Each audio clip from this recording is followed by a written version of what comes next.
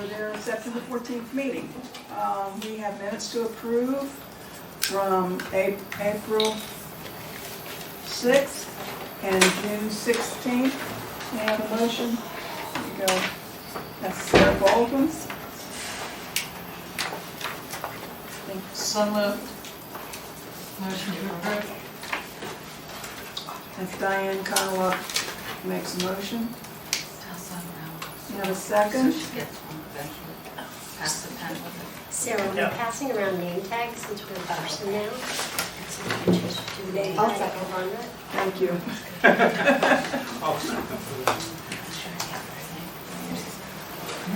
Okay, all in favor of approving the minutes of April and June? Aye. Except unanimous. Okay, mainly we're here for discussion and vote of the special appropriation of $563,232 but before I do that, I just want to remind everybody that we have, Robert's Rules of Order, like we did, on the virtual. It's pretty much the same thing. You don't have to turn your speaker on and off, but raise your hand if you want, and then I will call on people and perhaps follow-up questions too, but bring them all through me. Essentially, it's the same. A reminder to avoid, when we were on the email, to not hit reply all. And last but not least, just a little reminder when we're in commission meetings, they've been really generous with their access in their meetings, and particularly in the workshops. I mean, that's the most access we've ever had, I think, in a participatory way. So we want to be careful not to overstep our bounds, and so let's everybody just be mindful that it's their meeting, not our meeting. And when they ask for input, that's great. And we want to keep that access open, and because it's great. Anytime that you have questions that you want for the commission outside of meetings and whatever, you can send them to me. You can send questions to Lori Fora, who's the chairman of their commission, and she's very good about working it into their meeting or getting back to you. So that's sort of just a few reminders for rules. Okay, so now discussion and vote of a special appropriation for $562,232 to eliminate the fiscal year 22 deficit in the Parks and Recreation Program expense account. Does everybody understand why we're doing this? The RTM voted last year. What happens is that the Parks and Rec, they kind of guess what their expenses are going to be, and they guess how many people they think they're going to run in their programs, and so they put guesstimates in the budget. And so what's happened the last 2 years is that they were wildly off. That there are a lot more expenses because there were a lot more participants in the programs, and so the numbers are really kind of staggering. But don't the registration fees kind of It's all sorts balance across the programming, but I asked Jim Coughlin for some statistics. So, and I was really surprised. Well, I mean, I knew they were good, but and also you remember it's because it's a fiscal. It's from July 1 to through the year, so you get your fall. And at any rate, it's not your average. I'll get to it eventually. Okay, so here's some of the numbers that he gave me for fiscal year 2022, and this is, through June 30th. 7,039 participants. In 2021, there were 5,793 participants. 2020, 2,726 participants. 2019, 4,115 participants.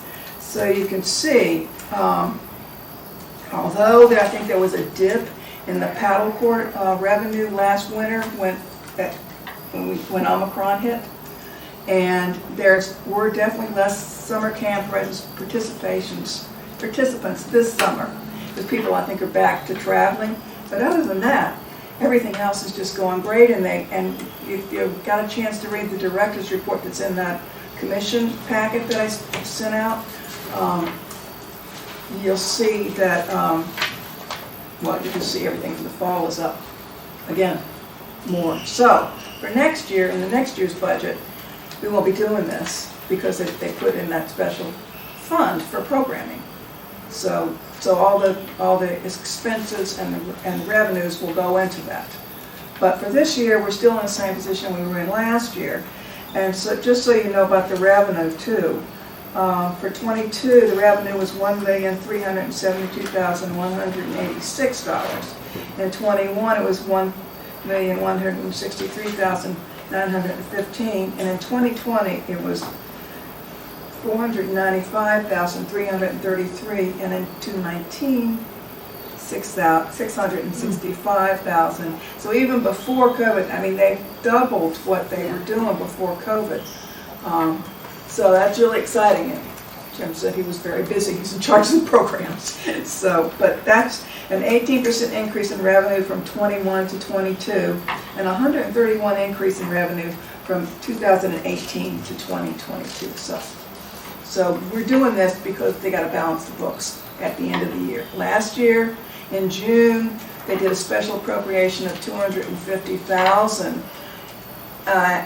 We did, and then at the end of the fiscal year, Pam still had to move some money around because they still were in deficit for, I think about 37,000, something like that. So this year it's even more, and they did adjust the budget a little, but not much, because for this year that we're dealing with for 22. But I think they're just loath to do it because not sure they can sustain this, right? Yeah. And maybe not and maybe they won't sustain it going forward. But for now, it's looking great guns. So that's why. So this time they waited till the books were closed, so they got the numbers right. And Pam didn't have to go scurrying trying to look for excess elsewhere. So that's the story. Questions? I feel like I know I don't have all the information here, but I see that revenues, I think I understood you to say it went from 600,000 back in 4 years ago to about 1.1 million? 1.3. 1.3. Yep. So revenues have more than doubled, but participation has gone from 4,000 to 7,000. So almost doubled.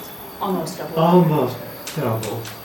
But how did we then have a $500,000 overage?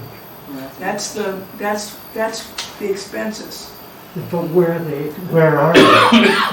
Beg pardon?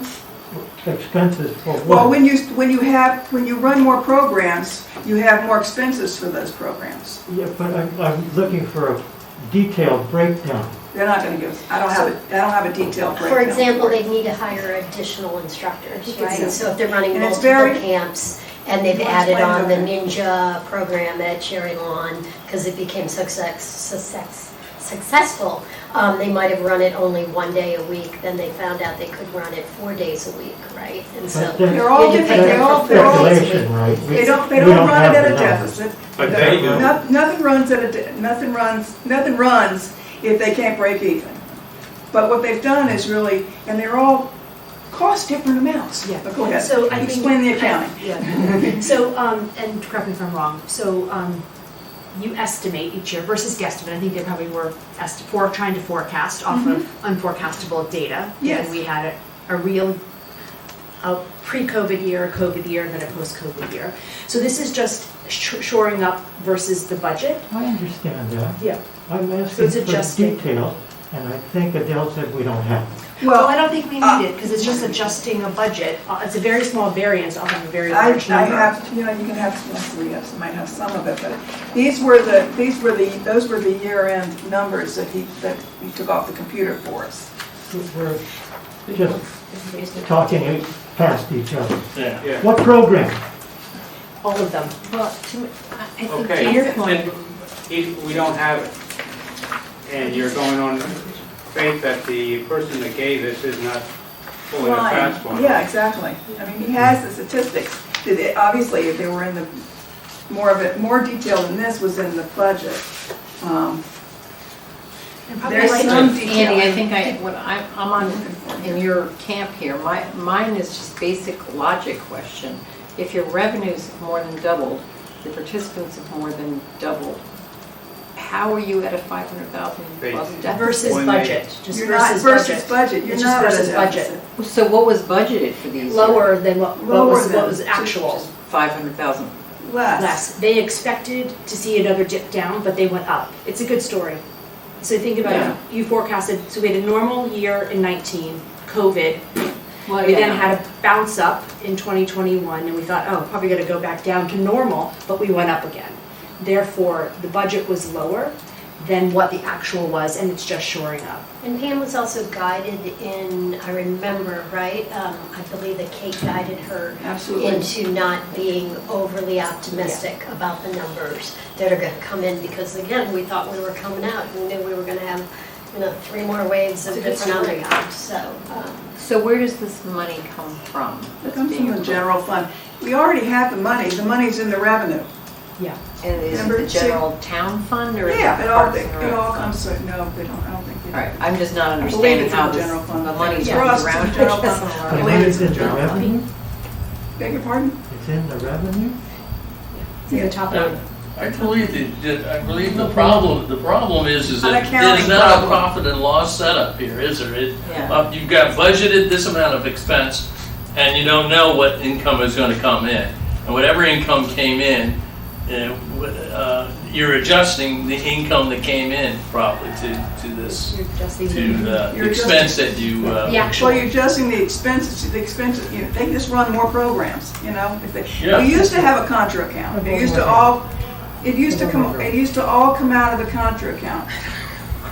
why don't we have that anymore? Because they thought it wasn't, This makes it more transparent. How they're exactly, paid. they were looking for transparency, believe it or not. And so, so that's why they set up a special fund next year. So now that the expenses and the revenues for programming will be separated there, so they can see better. So in the future, we're gonna have this, it'll be like that profit and loss setup? A little bit, but not exactly, I don't think. At least it's Like close. it's transparent at any rate. And we will not, I cannot explain the accounting. And now we have 2 years of post-COVID data that their forecast for this next third year should be tighter. Yeah, well.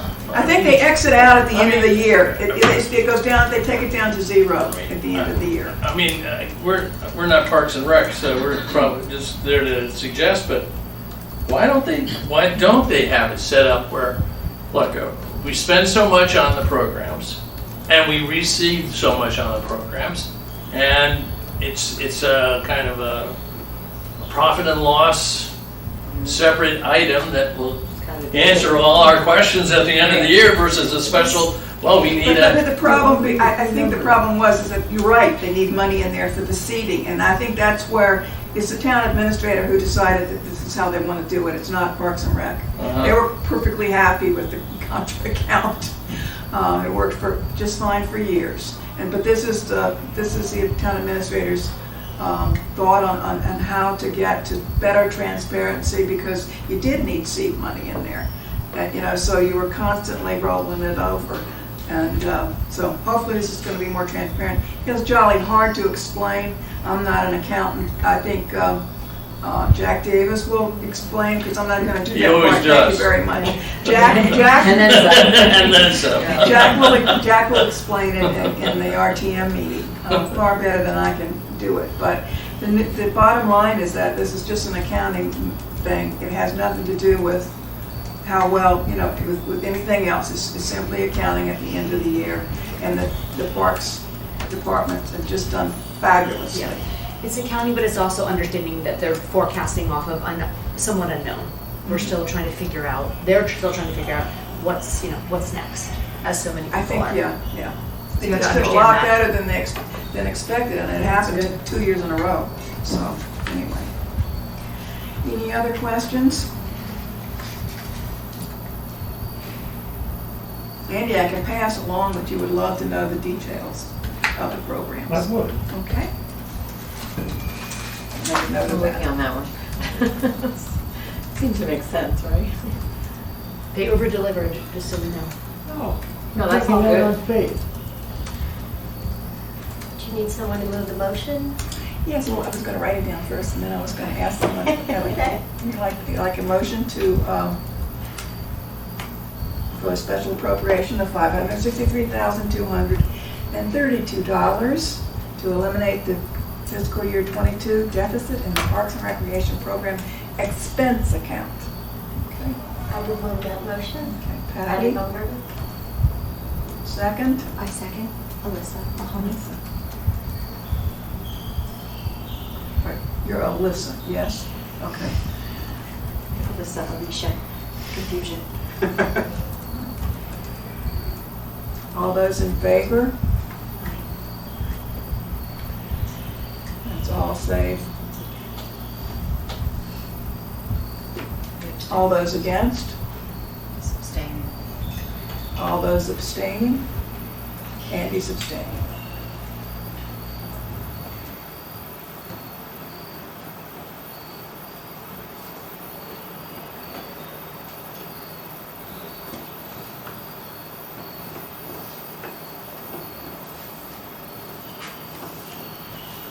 I would say that there's more information in the program highlights from Jim Coughlin, but it is still mostly percentages, Andy, that what he gave. Although he does give dollars, but they're total, not breaking it out per program.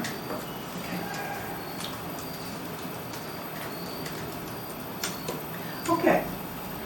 Next on the agenda is update on commission working groups.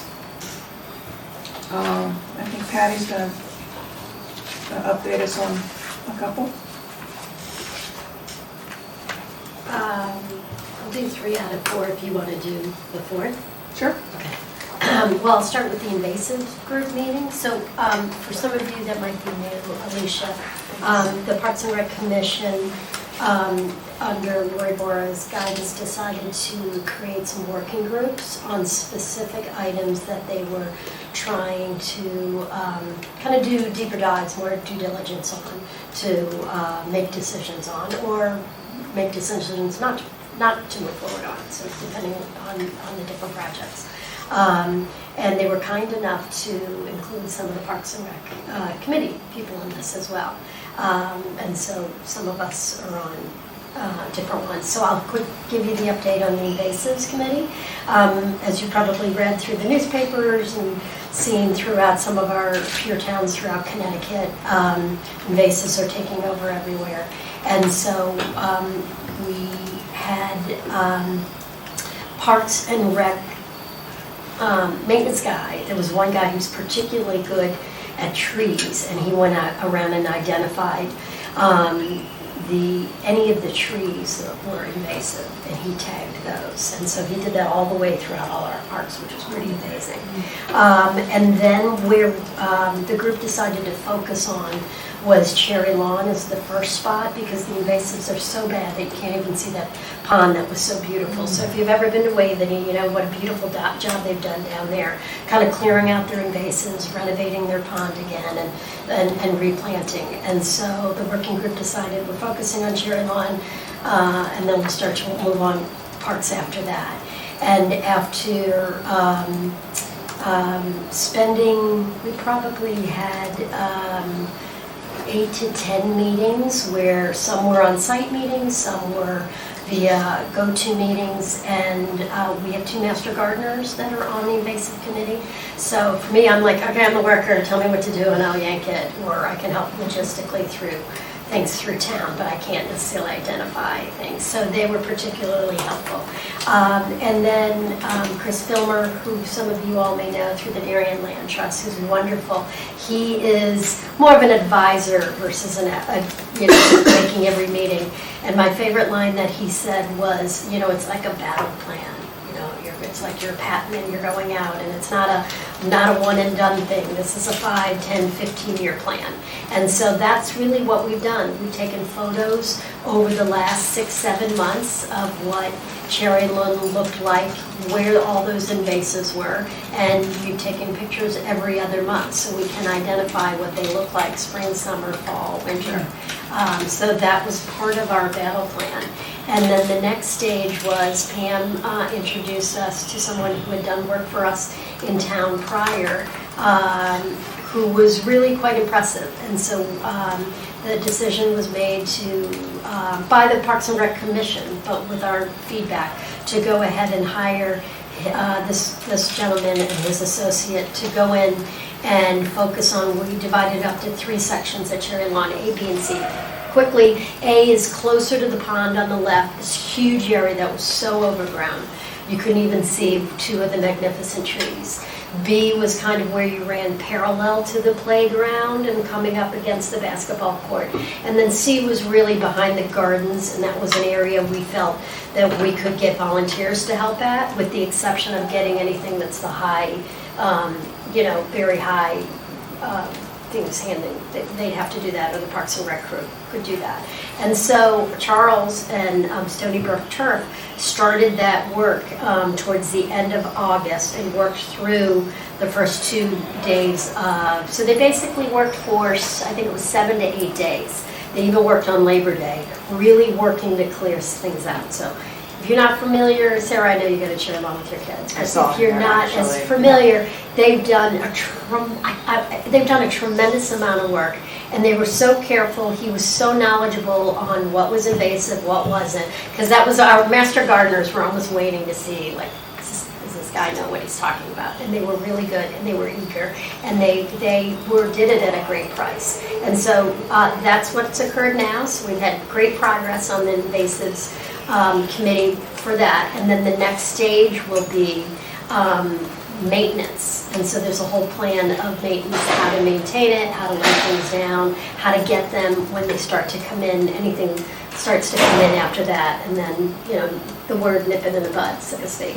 And so A and A.5 and B is done, and they did a little bit of C, and then we think we'll get the volunteers to be able to do that. So that's where we are with that, and then we'll continue to move through different parks. The one other thing through that group is there's a massive tree laying in the middle of that pond, and it's so very green if you've been there. So even though it stormed last week, and even though it stormed yesterday, like I was there today, it was still really green. And so we've talked to Pam about please seeing if they could hire, whether it's him or if he doesn't have the capabilities because his tree is in the water, getting somebody else to pull the tree out.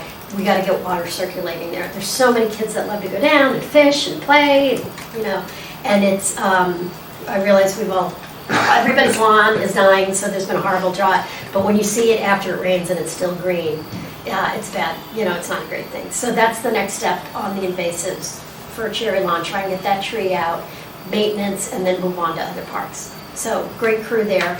Pear Tree Point, Vince is on that with me, and as well as, Sandy's on that as well. And we worked really hard on the survey questions. I thought it was a really great group. Adele was part of that as well. And then Cara Bonswick from the commission did a really good job, I thought, steering that committee, being fair, getting a lot of feedback at all times. And then we went out to market with Noble House. This group really did the survey work, but Noble House was chosen to execute the survey, just so it was, an outside company doing it, and that made sense. So the survey went out late in the summer, and then we just got the results back this week. So they've asked us not to talk about the results yet until they're formally presented. That meeting's going to be next Thursday. So that meeting will be filmed if you want to watch it. It's the Pear Tree Point working group, and we'll be going through the survey. So what I will just say is there's charts and graphs, and I think it helps the Parks and Rec Commission identify what people really want in town, where the interest was, and where there's not so much interest. So, and that was the goal of the working group and survey. We don't make the decisions. We were just trying to pull the information together because it really hadn't had a lot of feedback in several years. And then the final thing is the playground working committee that Sarah works with me on. That's really fun too. So we, just for Alicia, because you knew her on that, we got funding through ARPA. 3 playgrounds were identified to do it, that were identified and then given to us as playground working groups. We didn't decide it. And it was McGuan Playground, Baker Playground, and Sherry Lawn. And as a working group, we decided to prioritize McGuan first because the squares there were starting to pull up. And, you know, y'all, a bunch of us have been on, you know, that tour before. And, you know, the first time we saw it, it wasn't pulled up that much, and then it's more and more, so then it starts to become it will become a safety hazard. I still think it's fine, it's okay now, but it needs to be replaced. And it's, you know, when they hit their 20-year mark, that's definitely the time to replace, whether it's the surface or the equipment itself. The other thing was Federal Realty is coming into town, and so we're going to have, you know, they've already leased, they're going to start moving people in, I think, you know, October. And so depending on if there's kids there, they felt like that playground could be really expanded the number of people that are going there. So Pam has done a great job of bringing 3 different companies in to present to us. The mummies that have all the kids have been great. One of the things we did was we made sure we had people representing the 5 elementary schools, as well as people that were on Parks and Rec Committee or on the commission, and that helped to balance things out. But, you know, again, my kids haven't played on the playground in a while. Sarah's has, so it's been a great balance of I think, you know, insight. And then we also did on-site visits. A bunch of us. I took 2 different families out with 5 kids each, and I just had them play on the playground. And I just videotaped them, like, oh, this is my favorite, and this is why, and blah, blah, blah. And they were all ages in one family. And it was so interesting, because sometimes it's kind of like your child, you know, you just give them a fancy truck when they're little, but they just love the box. Sometimes it's the simplest thing on the playground, the little yellow and red circle things at Cherry Lawn that are not the most expensive things that every kid at every age loved. So we heard that continuously. But we also heard climbing, right? Loved climbing, and that we'd like to see more climbing, more kind of interesting things. And then we also, Curtis Butler, who was in District 1, he's on that as well. And he gave us a lot of feedback from the kind of from a parent of a child who's in a wheelchair. So he's given us invaluable insight in terms of, you know, we learned a lot more about ADA compliant versus accessibility. Everything is really compliant, but we can make things more accessible. Mm-hmm. But even he said, you don't need to do that at every playground. Like that, it costs you too much. And he was like, so figure out if it's just one unit or one where you would need ramps or not need it. So it's been a really productive group. Again, we've had on-site visits. We've had one of the guys from Game Time came and presented on, he gave a presentation, then he came and basically marked out the playground at McGuan so we could visually see if we expanded the bays of the swing sets, right? So can we have 2 regular swings, one, Curtis had a better word than a handicap swing. I forget it. Handy-capable swing. The gen swing. Yes, Right. and the gen swing. Right, and then like the baby swings like we have down at Weed Beach. And so we asked, can we expand to another bay? What's the width? What's the depth? Like he went through all of that. So that was so helpful. We talked about heights of slides. You know, could we expand in the front of McGuan a little bit? Diane, I know you go to McGuan a lot, so you know that. There today. There you go. So, like, we can't expand to the side by where the the big baseball field is, and we can't really expand back to the Challenger field because there's a drain. We can't really expand to this side because we've planted those new trees, but there is a little bit that we can expand forward in the front. So if we decide we want to do that, what can we do from that rectangle that allows us to expand a little bit more? And so the net is 3 different companies came and presented to us online. One took us there as a second time in person, and then Pam asked all 3 to come back after hearing feedback of what the committee recommended they liked, to give us really specific designs and bids. And so one just came in today that we received this evening, and 2 others are going to be coming in. They're due by September. The end of September, we have a meeting on the 29th, and the goal is, if it makes sense, if everything makes sense, to try and move forward, because obviously there were delays in equipment, but we're seeing that timeline reduce now on the play sets and things like that. So in a perfect world, we would like to try and move forward. They could lay, our guys may possibly be able to dig up the surface, so that could save some of the money. And then they could, as you know, you can only lay certain things down, you have to lay it down a foundation first. And then the other thing that I should say real quick that we're looking at, and then I'll wrap up, is we're looking at we're looking at different surfaces, so we're definitely not looking at the squares. I could say that's been tossed. We're looking at trying to do a seamless surface if we can through pour and play. It's more expensive, but that's what Mead Park uses over in New Canaan, that's what Greenwich uses, that's what all the towns use. And then we're also conscious about how hot things are, and can we get a surface that's not black, can it's gray, can it be green, things like that. So there's been a lot of work done. Pardon me? Or the turf. The turf, the Scandinavian. Or the Nordic Scandinavian. Yes, exactly. I'm sorry, you were on it too. That's right. I was looking across at Sarah. So yes, these ladies have been terrific in giving feedback. And that's it. So we have a meeting on the 29th, the end of this month, and then we'll see how that goes. The great thing for that is that is ARPA money, and so we're not having to come in front of the selectmen and the Board of Finance and ask for things. And so that's a wonderful kind of gift that hopefully we'll be able to move forward on. We don't have to do it in the next year. We don't, we have a timeline of 3 more years through the 24th, I think it was, 2024. But we'd like to move forward on that. And then we'll be looking at Baker and then at Cherry Lawn, one of the other to do next. Any of you ladies have any feedback on that? Yeah, no, it's not. It's very nice to be able to be looking at all of these options, knowing that we have the money.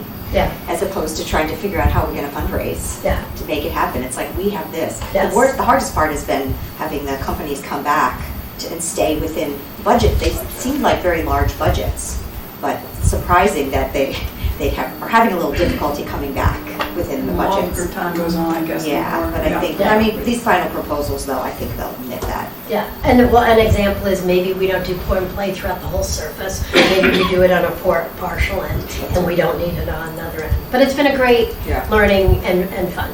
Yeah. So. I do hope that McGuan will be expanded because it has been packed recently. It was surprising the day before yesterday. I was not there. I was at Tilly, but it was really packed the day before yesterday, and today it was pretty More space. too. Their space is low. Yeah, So- that's good feedback for us that you're there every day. So thank you, Diane. Not every day. That's the update on those 3. Okay, Kim? Just one question. I was just talking to my pulmonologist doctor, who was also my children's, and they both had extreme allergies when they were younger, and a lot of it was activated from playground surfaces and turf, because when the rubber heats, it emits a fume that causes a lot of allergens to be activated. And I just wonder if any of that came up with all these different surfaces that you were looking at, and especially the turf. We weren't looking at turf. That was presented in the last It one. was just presented as a And when potential she option. presented that, I asked that question because when we turfed different fields over at the high school, like when my kids were playing, prior to them being in high school and then they were being in high school. There was actually a pause between when we did turf surfaces there and then when there was. And then they put a pause on it because there were, some reports of that in other, places up north. Do you remember that? And then high school didn't do any turfs again for a while. And then I think they've used a whole different surface since then. Materials have improved. Yeah. Materials have Yeah, and changed. I have heard that it's the same with playground materials. Turf is the pellets, Yeah. the black pellets, which Yeah, hopefully. I will tell you that turf would not have been my favorite exactly because the black pellets also come into your house. Oh, yeah, I know. I have a trail of black You follow your pellets children in in. everyone's shoes. And all Yes. that. No, but our doctor also told us that all of these playground surfaces that are rubberized and softened and so forth have the same issue. So, this was only a couple of years ago that he was saying this, so it might be something to ask Sure. these Yeah, companies. yeah. and Is Scandinavian ask one a them little to bit more address that. natural or lovely? They were the turf one. They were turf, but They it were the was. turf one. It's all, and I mean, they talked about how it's all recycled material and it's all sustainable and all. They went to this whole big spiel, but that would be a good question because that wasn't something I even thought to bring up. As soon as it gets hot, then it becomes a whole nother, it activates Yeah, it, so. Yes. Changing how people The use. reason, I will Right. say that as we talked about wood chips, so there's not wood chips, there's the black squares at McGuan. So we're focused on McGuan right now. There's wood chips at Cherry Lawn, and at McGuan, at Baker, it's almost more, it's grass around it. Because it's kind of hilly. But the issue with, wood chips work fine. Like, we get the wood chips, Pam gets a specialized wood chip, so it's not your standard. They're more insect resistant, which is important for all the kids and families. Manufactured that are around wood there. chips. Manufactured wood chips. They're a little bit more expensive, but they do their best to keep the bugs out. But when it pours, like it did the other day, there's mess that run off. Yeah. So, but it's, So the maintenance for wood chips. Right, but the thing An with issue. McGuan is that we're trying to keep ADA. Exactly. That's why, so you So can't. the wood chips doesn't It's work. not an Correct. option. No, I understand. Yes. I'm just saying, it It's a should be very good something that we question. should ask the companies to address. absolutely. The Very safety, good not question. just the recyclable and green and all that, Yeah, but I agree. this emission. I bet they're under tremendous pressure to present a profile that's super safe. A good question. Okay. So is that it? Yep, thanks. Okay. All right. That was a lot, thank you, Patty. It was, What do you- when do you I sleep? thought they were like, She does oh, yeah, we'll do a meeting once a quarter, and they're We should have every said 3 weeks. Yeah, because you got the month, they got ARPA money. Yeah. So there you go. But it's been good. Yeah. Okay, well, I'm going to report on the Weed Beach Meadow Trail Working Group of the commission. And it's met a bunch of times, always virtual, and very, very nicely so, keeps it to an hour. It's really well done. But we met yesterday, and the plans have been revised down to, I think you might think they were 1/8. realistic. With Great Island looming, that we started talking about, well, what do we really need to do? And I think the focus is on the Short Lane property. Short Lane's bought quite a few years ago. The beach, it all just looks, we cleared out a little bit of the stuff, a little bit of the undergrowth, so that we've got a bit of a meadow there that we could use, but mostly it's as it was. So part of that elaborate plan, which had many phases, and this is basically was the phase one of that. So it's to keep it in a nutshell, and it's going to probably be moved along to the commission in their meeting next week. Take the beach, expand the beach so that it's the same width as the rest of the beach there. Take the get rid of move the wetlands.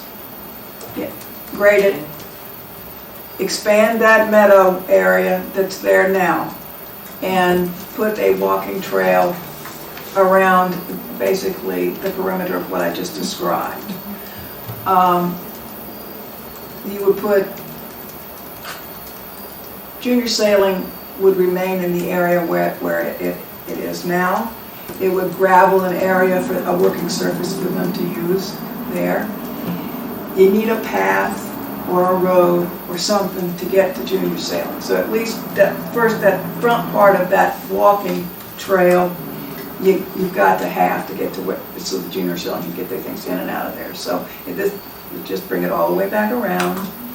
It would put a gravel parking lot in with proper drains. It would put conduits underneath the properties for electrical purposes. So it would be, but it would not put in a boardwalk. It would not put in the walking trail that would go the rest of the way around the property. So it's basically short lane, transforming it to a more usable beach and a larger area, open area. It would take the open area from about, they said it's about a quarter to a third of an acre right now to an acre. And more beach. Pardon? Better beach, more better beach. Yeah, more better beach, Are they more scrapping the usable boardwalk beach. then? Instead of meadow, it'll be beach, is that what you're Yes. saying? Part of it, Scrapping it part of completely. it, It's but not the like a meadow down will the be road. It's bigger this than it is now. This is what When you, got it. when you say larger beach, you mean it's gonna be Same. sand further from Yes. going back Yes. The wall would come out, where It that would be- road cuts through? that's right, the road comes out, the wall comes out, more sand. Okay. I didn't understand, you said the wetlands I is saw gonna your be face. moved? I saw How do your you- how do face. you move wetlands? I know You exactly, replace that's what you're it. saying. Basically, you fill in the wetland and then you create a bit of an That's- area that's- elsewhere to compensate because you can't actually just get rid of a wetland. I thought you couldn't touch a wetland, period. Yeah, you can move it. Okay. What do you fill it in with? Soil? Pardon? What do you fill it in with, soil or sand? Will be a combination of both to make it look like so it'll match. I don't know if you realize, but I believe it's all phragmites. Exactly. Talked about And they clear them fragmites. out and then they come back. Yes, And so they they've will. all they'll have to clear them out again. And it will be, Every There'll be a lot of sand. season, they drop seeds, and the seeds just I know, keep I know. regenerating. let me see if I can come up with a picture. Very They will do a lot better they're gonna go into detail when they present. Anyway, And because it's their detail to present to the commission. But the committee all agreed that this looked pretty good. They liked the change in the price tag. The price tag came down to about $1 million. And It was over 1/8, so just to give you. yeah, and so they're ready to take it to the commission. The commission decide what they want to do, whether they want to go forward with it, whether they want to put it in their budget, whether they want to go to the selectmen and ask for a special thing from it. But when I say it, so it's sort of what it looks like. I don't know if you can sort of see. I don't have any color, so it's hard to see. I'll just pass this around, actually, so you can see. And, yeah, this one. Sort of explain what I just said. Or you can sort of, if you can understand, read it, then you're better than me too. The maps are hard to understand. so Did the some- beach is gonna, the sand. This is the existing beach now, and this is what this side will be expanded to be pretty much Back this firms. way. Exactly, Okay. back into the property. The beach will be expanded back into the property with berms and just like the rest of My notes. weed. It will, I mean, I can't remember what we said, Patty, was it will double the length of the beach? Yeah, because, That's significant. yeah, It's a significant You double amount. the length. The width? the area. The width Yeah, from yeah, the but they get water longer. back. But- Water Water back, back. yeah, not- Sure, yeah, you're No, right. it can't go any further. It'll get Yeah, better. that's what I thought. Because there's Exactly. property on And Adele, how large is the loop? Is that a third of a mile? It's 0.2, So a quarter of a mile? yeah. Like a track. almost. It's not exactly, it's just a little bit smaller than Almost a than a track. Yeah, asphalt, 8 feet wide. Yeah, because that way you can get whatever you need to get down to the That's great. to the boats, but also that's a little wider than at Highland, because they found that at Highland, the walking wasn't, it was a little, Yes, it's narrow. that would be an amazing biking spot for little people. For them to roll their bike there. Amazing. So say for little people. A Very short track for big people. Could be, I like the high school track. So that's enough to keep them busy. board. Yeah. Oh, yeah, yeah. No boardwalk. Oh, So Like in the Highland, boundaries anything we will always do. remain where they are. We're big with the scooters. So it's like 1 full acre of open space. Boardwalk is So gone. I mean, you're going if from they- if they 1/4 of implement- 1/3 to 1/4 to 1 full acre of open space. Yeah. Which is Be used tremendous. You're versus sitting tripling it. there. Yes. Well, that's good. And you have direct Sometimes they access were the board to the person. shoreline. Now, this is not to say that the rest of that original, you know, with all the various phases, couldn't come back. I mean, but for now, this is what they're looking at. Baby steps. This is what they're looking Will the meadows still be available for events? at. I think so. It's going to be bigger and better. They'll still be willing to, you can still rent, get the permit to do events there?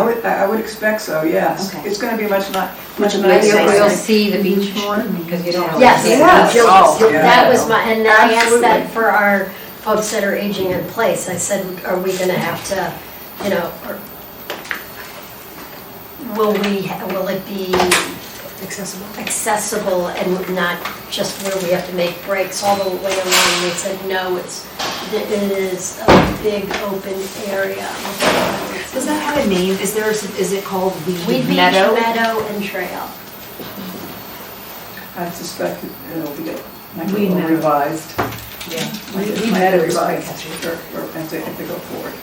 But everybody's pretty excited. Yeah, now that the trail No, got This reduced, it might be is, just- everything that's dark will be asphalt. Yeah, that's the trail. They also did talk, I'll just add this as I'm looking at the notes, you know, the drain work, the grading, things like that. So that would go first. And per Adele's point, if we decide that we're able to do some things later on down the line, the drain work and the grading and things like that they've done now will still work for whatever we add on, if we decide to reuse something later. We can reuse the, you know, The drains are, existing draining Yeah. and then just put in a new catch basin. I think some of the, if you pave the parking lot in the future, I think you'd have to remove some of the curbing, but not too much of it. Right. Not too much, not bad. And reset the drains, but they would still be Oh, able and to be the power reused. line, Yeah, remember? yeah. The bury power that line power they line. would put underground, Yeah. which would be great, because there's no power line over the, you know, the Weed Beach bathhouse. And so they'd be able to eliminate that power line that's over there too. So a nice, It's all underground now, but this will be underground, would be underground as well, ready to be used. So, Can people get permits now to use any of these meadow or anything for like a wedding? Or is it more for an event that's open to the town or? No, you can do it for private events, because I've done it for private events. It'd be Not like interesting. my own because personal. I know If that, now that you'll be able to see the water from there, I imagine there'll be a lot more people wanting to have an event probably there. right, yeah. For I mean, I've seen a sure. wedding at the bathhouse, in the, you know, in the open area. Oh, Yeah, I mean, I just happened to be down there one time. I mean, there was a wedding? wedding Yeah. crasher? Yeah, cool. And so, you know, I think they had rented the paddle for the reception. Yeah, I mean, it's kind of cost prohibitive too, because you don't have bathrooms, so you have to bring in, you have to Right. bring in portable bathrooms, and you have to bring in all your electrical generators, so it's a big undertaking, and then you don't have that much space to do. Because, I mean, we did an event there, I think it was in 2019, we had maybe 180 people, but not sit down. And if you had to do Did a tables. tent, We or- had a tent. It was for an Opus fundraiser, and it was great, but it was, you know, the space isn't quite as, but now with this bigger one. But it's very expensive to have to bring all of these. You have to bring in absolutely everything. There are picnic tables. I think there's like 3. Yeah. There's more than that. There's like, oh, are there? Yeah. There are. Did they add more? I think they've added a lot more. I went to this dance event there. I mean, I think there like might be 10 of them. In the meadow? Yeah. And I think if you look on the update for the commission, you know, the update, Yeah. they talk about picnic tables. Yeah. So it's- I think they're towards the Actually, back, Yeah. towards the road, you know, away from the beach Okay, side. I think, any other questions? I think the other question that they did ask was, okay, because the maintenance supervisor was there. So basically, this is just mowing and blowing, right? The increase in the maintenance, he said, yeah. Obviously, this is going to would be a bit larger beach to break, but I have one question. So on that private event where it's contracted with the town, obviously there was a payment made to the town. Is that part of this $500,000 that we're trying to approve of? Is that, At a program. I mean, is that an income that came in? sure. Are you talking I about think Weston and so. Sampson? Yeah. Beg pardon? No, he's talking, No, you no, did he's talking about the budget. On the budget, you know, on the budget, is it, would that, Oh, sure, it's Rental all fees. part of, it's all in the, it's It all costs in the budget. $100 to get a permit for the space. Yeah, it costs how much? $100. yeah, Oh, is that it? Okay. yeah. All right, and then it's not. No, it's not. You know, just like you can rent, it's just like you can The reserve pear trees and That's why you pay picnic for the area. space. Yes, Right. and there's a fee based on the amount of hours. Uh-huh. It's so much an hour. Yeah, it's quite reasonable. Yeah, okay.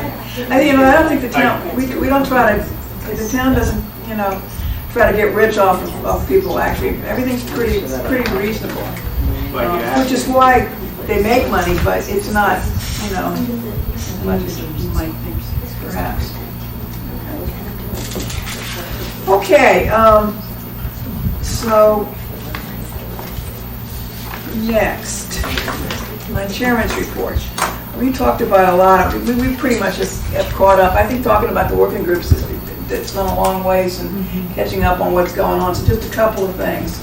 Number one, Great Island, as we all know, the diligence period has been extended. So, and so I asked Seth about it for rules, if we could get any more information, or if the RTM was going to be. What I asked him was, is the RTM going to be brought up to date on exactly what's going on?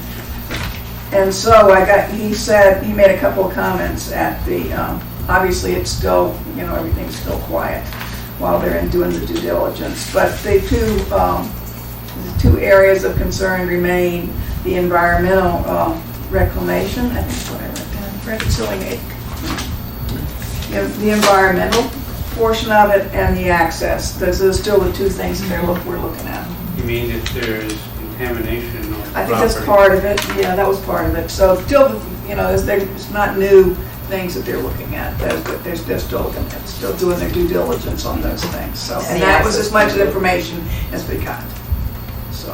And the period's extended to March. March of 23? And I think the, and the closing date is April 23 maybe. Is that because the leases will be running out for the stables? I thought that myself, but I did not get that, I didn't ask the question, so I didn't get the answer to that. But that did occur to me too.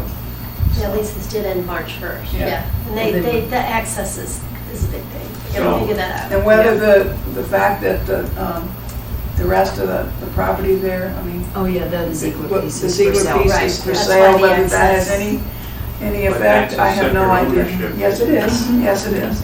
But does it affect access? I mean, I don't know. Oh, yeah. Yeah. That's me talking, I don't know anything, just speculation. I feel like that's the piece So, closest to the road, too. Yeah, so, anyway, Yes. so I think they'll let us know when it's taken care of, one way or another. So, it'll be fun and soon, it'll be. Okay. The other thing from rules that I can report is that the rules is looking at perhaps revising the descriptions of the committee's responsibilities, of the RTM committee's responsibilities, because some of them, they kind of feel like they don't really, it's not really what they, what they do. Yeah. So to codify it properly in the town ordinances. So Jack Davis sat down and went through the budget and looked at all the different things that perhaps that our committees should, be paying attention to. He did a really good job. It's a really long list. For instance, Park and Rec, we should probably be following the 5 Mile River Commission, right? Because we ended up having to report when we were making an appointment or a recommendation for an appointment to the commission when we were sending it to the governor. So So that, I think, going forward, there probably will be a new descriptions written, and you'll have input on it, and they will largely follow the budget, and nothing will be left out. And we probably will end up in committees, maybe assigning somebody, one or two people to, hey, so you keep a track of what's going on with the 5 Mile Commission. How about the harbor master? How about you keep track of that? So that when something comes up, we'll have a little foreknowledge. So, but that's kind of where we're at right now. It'll take us a while to percolate through. I'll send you some of these drafts so that you know what I'm talking about. But it'll probably be next spring before anything really happens. So, any questions? Jack really did a good job. It's a lot of stuff. He's been at it a while, too. He's been at it a while. Well, I think he realized during budget season, within the last couple of years, that the library, well, nobody but F&B was looking at the library. So, I mean, everybody's got it, you know, it's good. It's a good thing to do, so we'll see. I had to correct myself here. Remember I sent you that little blurb that there was a money transfer going on with Board of Finance was going to transfer some money to pay for FEMA insurance money for Pear Tree, for the Pear Tree building. Well, it wasn't for Pear Tree. It was for weed. So it's the weed building thing. And they did it because they could, and it's not available for Pear Tree. But it's FEMA insurance money. $5,000 plus, it was in the 5,000 If the range. hurricane wipes out the beach house there, we have insurance. Is that right? Well, I that'd think be you have out here. town insurance, but this would be on top of, this would be on top of that. It wasn't real expensive, but that's They it. don't think the Pear Tree Point one is worth insuring. Well, I thought that too, but that's not, so I asked Kate, and she said, no, it just wasn't available for it. But it might not be available for it because it's not worth enough money. I don't know the answer to that question. That's an interesting, Yeah. Anyway. Yeah. Anyway, and ARPA funds. And you'll see in the packet for the commission, in the director's report, I go through how the ARPA funds being spent, largely talk about the playgrounds, but they do mention the water fountain. They do mention the picnic tables, and I didn't write down that detail, but mentions the water fountains, and I guess most people know that we did get a water fountain down at Pear Tree. It's not a special water fountain. It's just an old water fountain laying there, because that's what would work with the plumbing without having to tear the wall apart. But at least it's a water. fresh water. It's water, yes, which is a great thing. And I think they're in process at Cherry Lawn and at Tilly with purchasing the other water fountains. No other ones have been put in. And I think they're going to wait on Baker to find out if the one at Tilly is what they want. So, and McGuan, they got to work with the Little League, hope to have it in by the spring. Have they done any of the bottle filling ones anywhere? Well, two of these two of them have the bottle filling Oh, cool, one. okay. Yeah, I think the Great. Cherry Lawn and the Tilly. Oh, awesome, okay. Yeah. Great. The Cherry Lawn one has a hand washing thing too, I think, yes.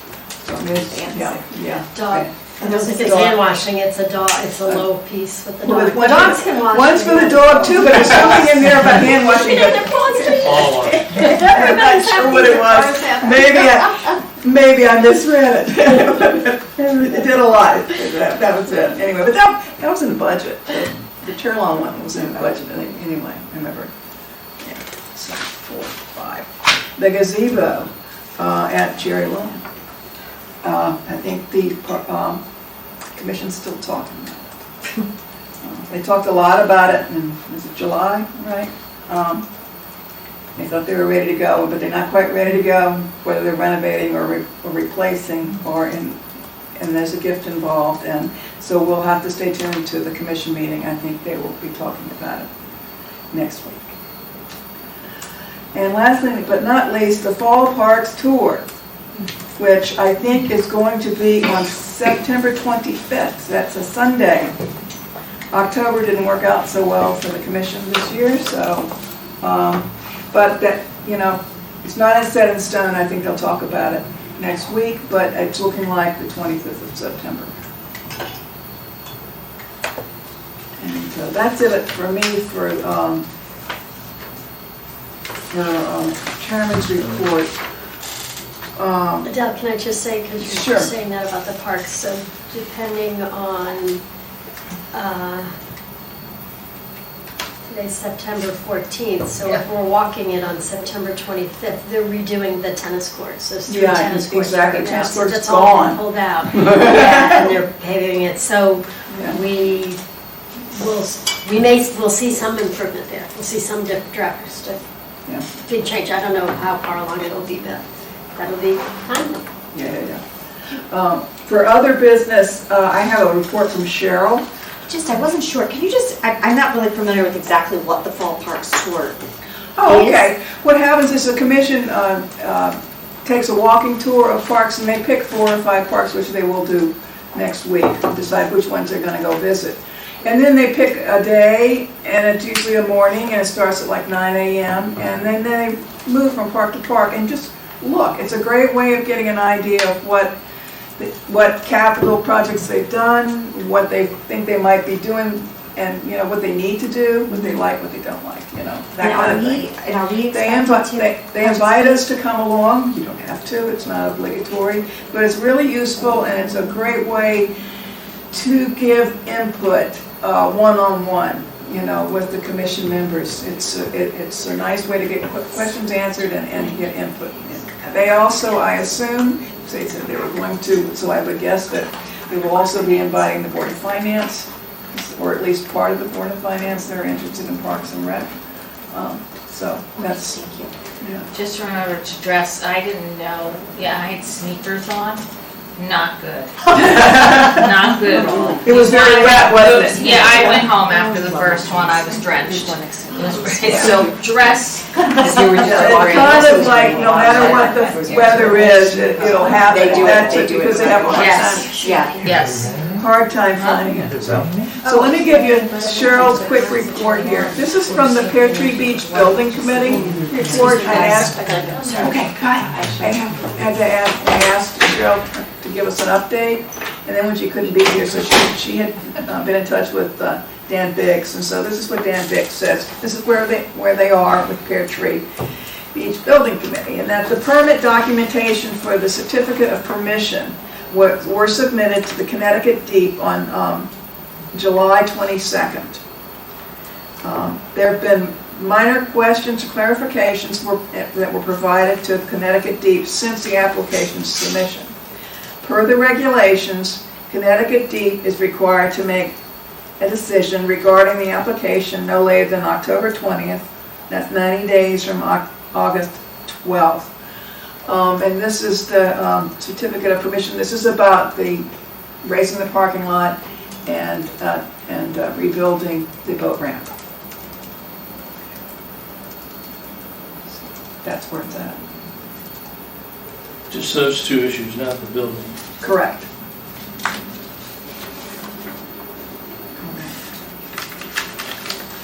Is there any other business?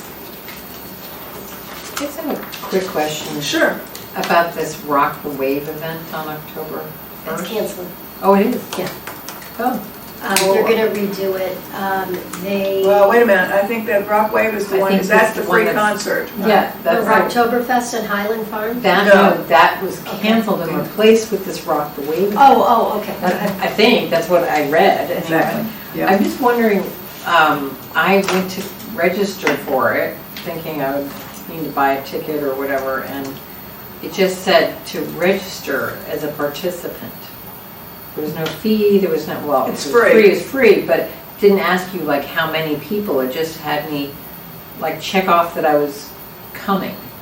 It was kind of odd, and I didn't know what they were, I mean, I can ask. Might have been a car thing, but you're right, they should probably say how many It didn't people will be say, in your car. and I kept waiting for it to ask me how many people I was registering for, and it was just, It didn't even say the word register, it was just something odd, the way they had worded it. It was like you were